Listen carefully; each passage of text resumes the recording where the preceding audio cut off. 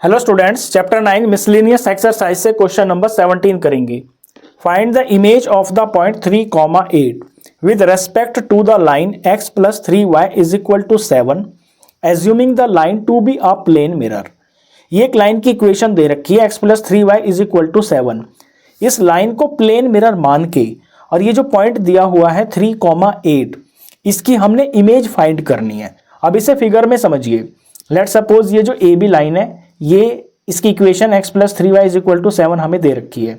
ये एक लाइन ना होके ये एक मिरर है और इस मिरर के एक तरफ यहाँ पे कोई पॉइंट है, ये पॉइंट P है, इसके कोऑर्डिनेट्स दे रखे हैं 3,8। अब इस पॉइंट P की जो इमेज है वो कहाँ पे होगी, उस इमेज का हमने एड्रेस फाइंड करना है, यानी उस इमेज के हमको कोऑर्डिनेट्स फाइंड करने हैं। अब बात को समझिए, यहाँ पे एक फिजिक्स का लॉ लग रहा है कि अगर ये एक मिरर है और मिरर के इस साइड में यहाँ पे आप खड़े हो तो आपकी जो इमेज है वो इसके अपोजिट साइड में दिखाई देगी मिरर में, और वो उतनी ही दूरी पर दिखाई देगी मिरर से जितनी दूरी पर आप खड़े हो। यानी इस पॉइंट P की जो इमेज है ना वो उतनी ही दूर होगी जितना ये P पॉइंट इस लाइन से दूरी पर है। तो यहाँ से इतने ही डिस्टेंस पे समवेयर यहाँ पे इसकी इमेज होगी पॉइंट P की। इस इमेज को मैं I से ही डिनोट कर लेता हूँ और इसका एड्रेस हमने फाइंड करना, यानी कि इसके कोऑर्डिनेट्स फाइंड करने हैं। उन कोऑर्डिनेट्स को मैं A, B मान लेता हूँ। क्वेश्चन आप अच्छे से समझ गए। अब हमको ये समझना है कि ये जो A, B है ये हम कैसे फाइंड कर सकते हैं। सबसे पहले अभी अभी जो मैंने आपको बताया फिजिक्स का लॉ कि ये जो पॉइंट P और पॉइंट I है ये दोनों के दोनों यहाँ इस पॉइंट से, इस लाइन से जो है इक्वल डिस्टेंस पे होंगे। तो पहले मैं ये लाइन तैयारी कर लेता हूँ। ये हो गई है PI लाइन। तो ये एक PI लाइन हो गई है और जहां पे ये AB को काट रही है ये होगा इसका मिड पॉइंट, इसे मैं M मान लेता हूं और M के कोऑर्डिनेट्स को मैं X, Y मान लेता हूं। अब मिड पॉइंट फॉर्मूला लगा के मैं M के कोऑर्डिनेट्स फाइंड कर सकता हूं। सबसे पहले तो मैं यही कर लेता हूं। तो हम लिखेंगे as M is mid point of line PI। तो इसके mid point, therefore mid point के coordinates M, X, Y। Mid point का फॉर्मूला लिखेंगे पहले तो ये होता है x1 प्लस x2 अपॉन में 2 और फिर y1 प्लस y2 अपॉन में 2। ये x और y के कोऑर्डिनेट्स आ जाएंगे।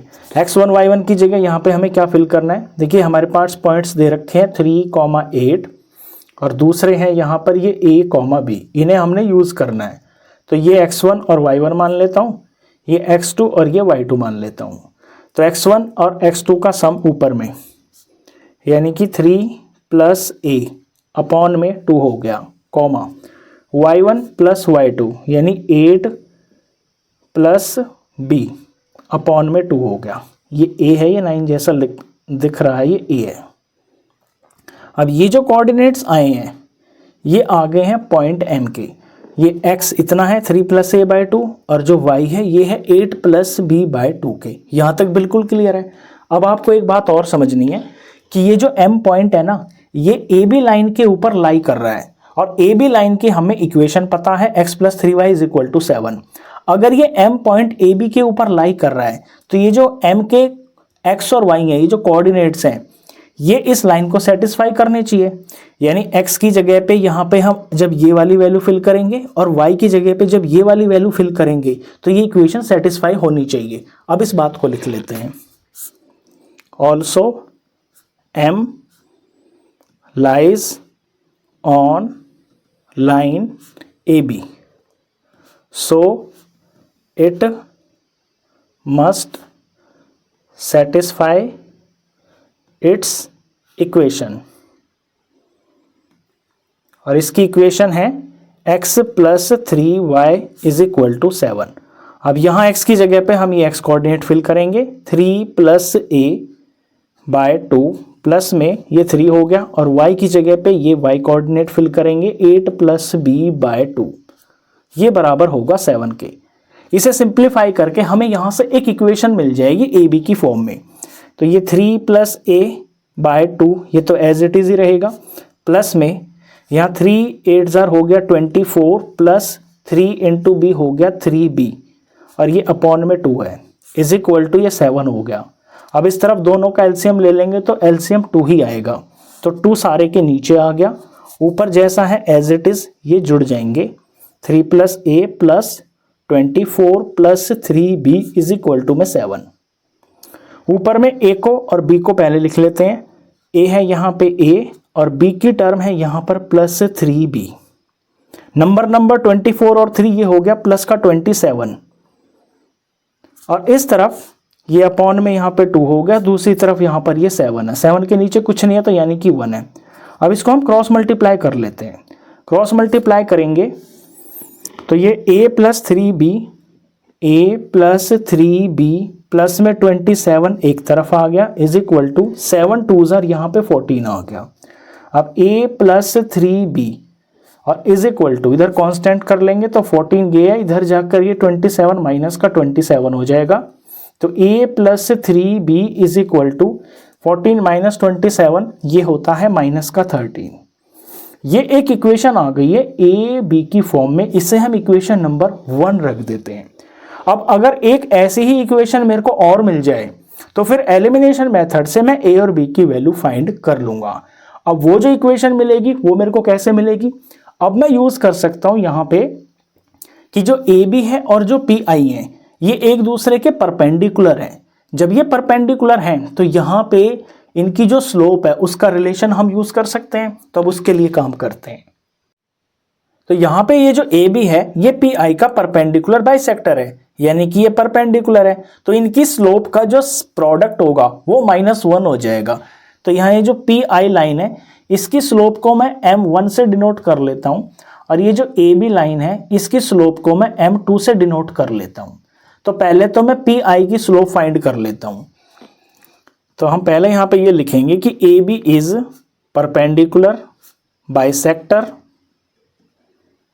ऑफ पी आई, देयरफॉर इनकी जो स्लोप है m1 इंटू में m2 ये बराबर होगा -1 के, ये रिलेशन होगा। अब स्लोप फाइंड कर लेते हैं पहले पी आई की। स्लोप ऑफ पी आई इसे हम m1 से डिनोट कर रहे हैं इज इक्वल टू, क्योंकि यहाँ पे 2 पॉइंट्स दे रखे हैं तो स्लोप हम फाइंड कर लेंगे पॉइंट वाले फॉर्मूले से। स्लोप का फॉर्मूला होता है y2 माइनस y1 अपॉन में x2 माइनस x1। यहाँ पे वैल्यू फिल करते हैं तो y2 मैं यहाँ पॉइंट्स लिख लेता हूँ तब आप ठीक से समझ पाओगे। एक है 3 8 और दूसरा है यहाँ पर a, b। तो ये हो गया x1, ये y1, ये x2 और ये y2। तो y2 माइनस y1 यानी b माइनस 8, तो b माइनस 8 ऊपर में आ गया, नीचे x2 माइनस x1 यानी a माइनस 3, a माइनस 3 ये यहाँ पे आ गया। तो ये स्लोप मैंने फाइंड कर ली है पी आई की। अब मैं स्लोप फाइंड कर लेता हूँ ए बी की। स्लोप ऑफ ए बी मैं कैसे निकाल सकता हूँ, क्योंकि ए बी की तो मेरे को इक्वेशन दे रखी है। इस इक्वेशन को मैं y is equal to M X plus C की फॉर्म में लिखकर वहां से m फाइंड कर लूंगा, वो ही इस लाइन की स्लोप होगी। अब स्लोप लिखेंगे हम, slope of A B. A B की इक्वेशन दे रखी है x plus 3y is equal to में 7। इस इक्वेशन को y is equal to M X plus C की फॉर्म में तैयार कर लेते हैं। तो y वाली टर्म को लेफ्ट में बचा लेंगे, ये है 3y इज इक्वल टू, यहाँ पे पहले x की टर्म लिखेंगे, ये x इधर जाएगा तो माइनस में हो जाएगा माइनस x और प्लस 7 अपनी जगह पे लिखा हुआ है। 3 को यहाँ से हटाएंगे तो y अकेला रह जाएगा, ये 3 इन दोनों के नीचे लग जाएगा बारी बारी से, माइनस एक्स अपॉन 3 प्लस में 7 अपॉन में 3। y इज इक्वल टू, इसको x को अलग करके दिखा देते हैं तो यहाँ पे -1 हो गया, -1 और नीचे ये 3 हो गया और ये प्लस में 7/3 हो गया। अब इसे जब इस इक्वेशन से कंपेयर करते हैं y is equal to M X plus C, तो यहाँ x का जो कॉफिशिएंट है ये है 1/3, सॉरी ये माइनस है तो माइनस लिखेंगे हम यहाँ पे, -1/3 ही इसकी स्लोप है। तो यहाँ से हमें m2 पता चल गई है, देयरफॉर जो m2 है इसकी वैल्यू है -1/3। अब m1 मेरे को मिल गई, m2 मेरे को मिल गई। अब इनके प्रोडक्ट को मैं -1 के बराबर दिखाकर यहाँ से सेकंड इक्वेशन फाइंड कर सकता हूँ। तो अब हम लिखेंगे नाउ m1 इंटू में m2 ये बराबर होगा -1 के। m1 की वैल्यू देखिए एक बार ऊपर से, b-8 अपॉन में a-3, तो यहाँ लिखेंगे b-8 अपॉन में a-3। m2 की वैल्यू यहाँ ऊपर देख रहे हो आप, ये है -1 अपॉन में 3 इज इक्वल टू ये -1 के बराबर होगा। अब ये जो नंबर है इसको हम इधर ले जाते हैं, तो यहाँ b-8 हो गया अपॉन में ये a-3 एज इट इज हो गया इज इक्वल टू यहाँ -1 है। ये -1 दूसरी तरफ जाएगा तो नीचे आ जाएगा और ये 3 दूसरी तरफ जाकर ऊपर लग जाएगा। -1 से -1 पूरा कैंसिल हो गया। हमारे पास बचा है b-8 अपॉन में a-3, ये बराबर 3 के। 3 है, 3 अपॉन 1, इसको क्रॉस मल्टीप्लाई कर लेंगे तो a-3 को मल्टीप्लाई किया जाएगा 3 से इज इक्वल टू, और b-8 को मल्टीप्लाई किया जाएगा 1 से, तो a इंटू 3 ये हो गया 3a, और 3 इंटू -3 माइनस का 9 हो गया इज इक्वल टू, ये सेम टू सेम आ जाएगा, 1 से मल्टीप्लाई होकर ये आ गया। अब यहाँ से इक्वेशन बनाने के लिए पहले a फिर b और फिर हम कांस्टेंट को लिखेंगे इज इक्वल टू करके।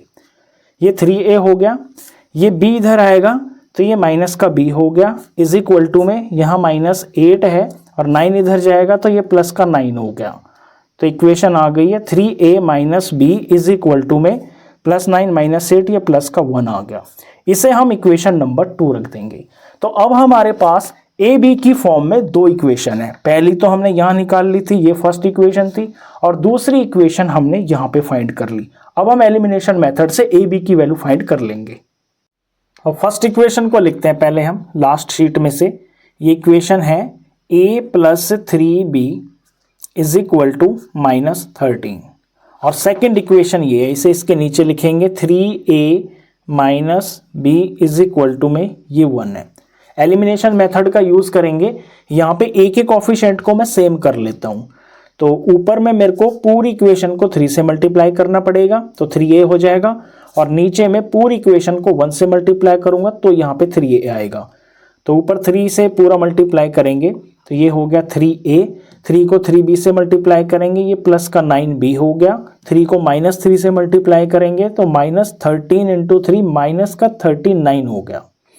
यहाँ सेम टू सेम रहेगा, ये हो गया 3a - b is equal to ये 1 हो गया।